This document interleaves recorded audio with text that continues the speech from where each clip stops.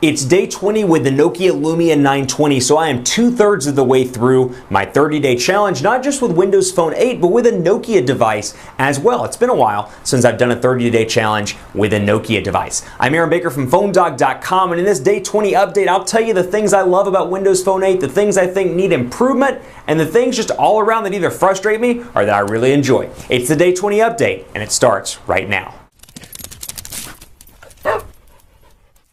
Day 20 with the Nokia Lumia 920, and let's talk about applications for a minute, because that's the question I get most frequently on Twitter. If you do have a question, by the way, for the challenge, there are 10 days left. Hit me up on Twitter at PhoneDog_Aaron, and I'll do my best to answer your questions in one of the following videos for the 30-day challenge. But here we have the store, and of course I've talked about this before. You have AT&T featured in Nokia collection, but you know, there are a lot of things.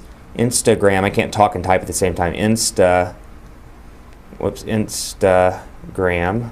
And there is Instagram, but for example, Instagram they have music, but they don't have the actual application itself. What they do have, Dagram, and I can't type sideways, D-A-G-R-A-M, and then that application, WP-gram, pops up, and of course some Instagram stuff down through here. To Insta with love is that Nokia hashtag that you may have remembered from their social media stuff. But you know what? A lot of times the corporate applications aren't available on Windows Phone 8 in the store. And that's a challenge for people that really enjoy applications. And granted, you can go to the websites and take care of your business on the website in some cases, but still it's nice to have those applications to be able to download. So that's my biggest issue I have with Windows Phone 8. If I had to pick one thing out of 20 days of using this device, that's probably my biggest frustration, is the fact that the quality of applications just isn't quite there. I've talked about it in previous videos with the American application, for example, still displaying the old logo, still displaying an older look and feel here, really not up to par in comparison to some of the other applications on the market. And that's kind of frustrating when you look at this and you think, okay, this phone's $100. I can get a similarly spec'd Android phone for $100 as well, or maybe even a cheaper iPhone, an iPhone 4S, whatever the case may be. And I can get this cheap phone that's around the same cost as the 920 and get this incredible app ecosystem. So that's something to keep in mind, and that's a challenge I would give Microsoft as they work to develop this app store. Really work on that, because there are some great mid-range devices out there as well that are really competing for the buck. And at $99, there are quite a few that are competing. So overall, messages have been good. You know, I complained early on about the messaging and the way that the notifications pop up on the Windows Phone 8 devices. And overall, I've gotten used to it. It's not the best by any stretch of the imagination. It could be a little bit better. I don't like the fact that it pops up here at top and that's it. I'd love to have some more notifications, but what I do like is, for example, when I get a text, it pops up top, or if I'm at my lock screen, I can customize it. And I actually don't remember what I have it on right now, but I can customize where I get a couple of additional areas, or a couple of additional lines, if you will, for additional stuff. So for example, let's see, what am I looking for?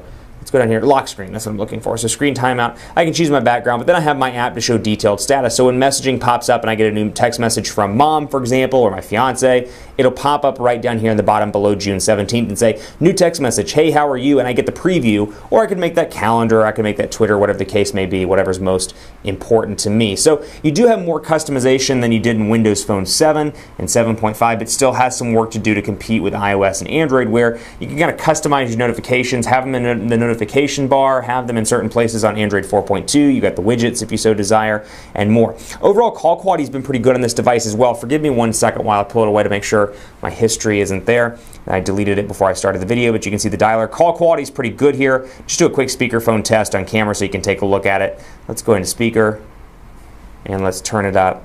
And like I've said in previous videos, I really enjoy the red also. Don't really have a whole lot of new stuff to report in this video. I'm just getting into the meat of using this device.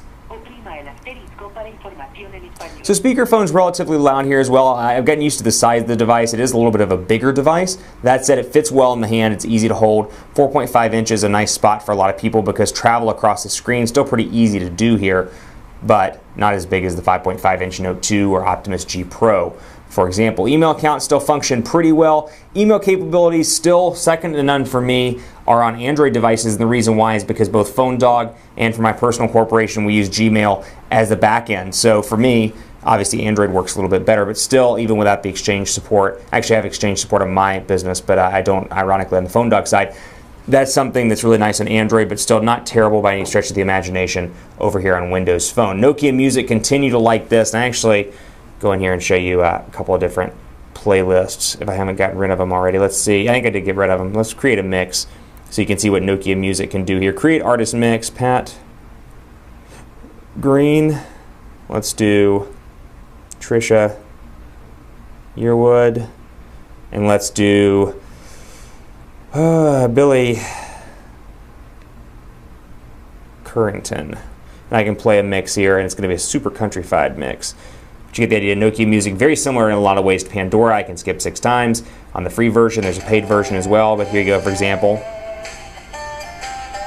I can obviously play that, and then when I turn it off and back on, I've got the shortcuts to the music or the music area, and then of course,